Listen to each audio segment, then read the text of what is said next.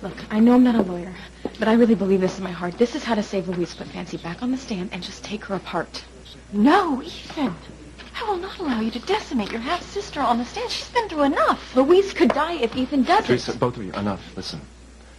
I cannot do what you're asking me to do. And it's not because she's my half-sister. It's because I need that jury to see that she's a credible witness, Teresa.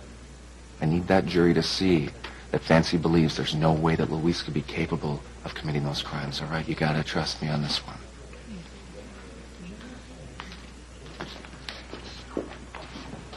I'd like to recall Fancy Crane, please.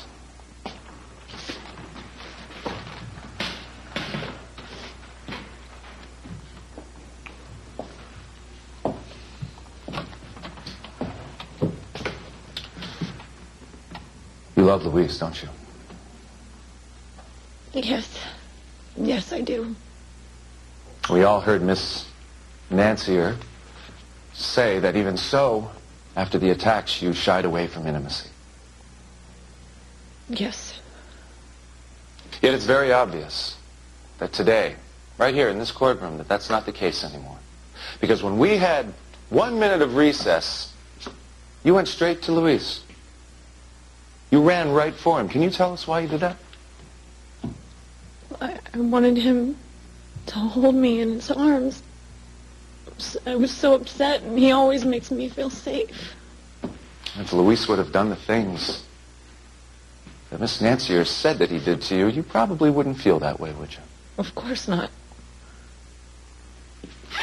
Judge, I'd like to offer this into evidence as Exhibit C.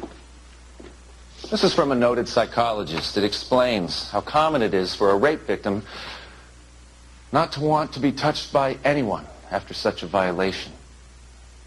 Anyone. Not by their boyfriend or their friends, not even their parents. So it's hardly a sign that Miss Crane suspected Louise just because she was anxious about intimacy for a few weeks. Could you tell the court why you love Louise Lopez Fitzgerald? The reasons? Well, he's the kindest, gentlest, most compassionate person I've ever met. He loves his family more than anything. And I think that's the first thing I fell in love with. How he's willing to sacrifice anything for anyone who needs help. He's not capable of hurting another human being. It's just not in him. No more questions, Miss Crane.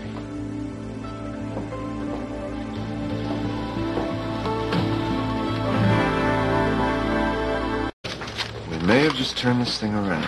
That is great. What about Judge Riley? We all know how he wants this to turn out. Well, our only shot is the jury. And with any luck, Fancy has gotten them on her side. At least we might have planted reasonable doubt. I thought you said this was a slam dunk. It would have been if we didn't have to deal with the damn jury, and it was your job to keep those boobs on side. But oh, no. And now you have let Winthrop undermine your strategy, and now they're sympathetic to Miss Crane. Well, I'm not through yet. This is weird. I thought I had this thing turned off. It's my PDA. Wow, I never get emails on this thing.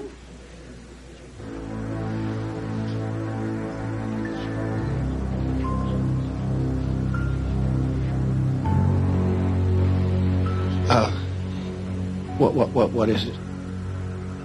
It's someone trying to help me get the jury turned back against Fancy.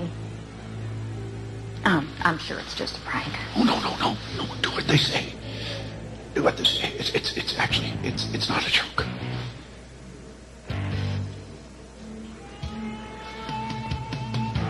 The prosecution would like to call Sheridan Crane Booth to the stand, please. Me? I didn't know I was going to have to testify. Neither did I. Objection, excuse me. Her name was not on the witness list. Overruled. Now, I thought you'd be grateful to have another family member testify as to Miss Crane's character. Your Honor, I'd like to know what this is about, please. You'll see.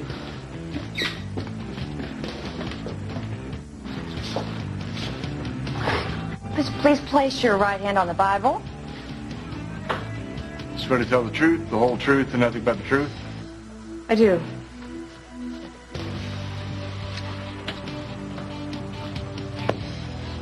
So you're Fancy Crane's aunt, is that right? Yes, I've known her all her life. Well, then that would make you an expert on her life, wouldn't it?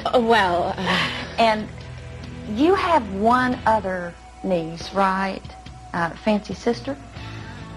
I believe her name is Pretty. That's right. Could you tell the court why she left Harmony and never came back? No, objection. Oh, no.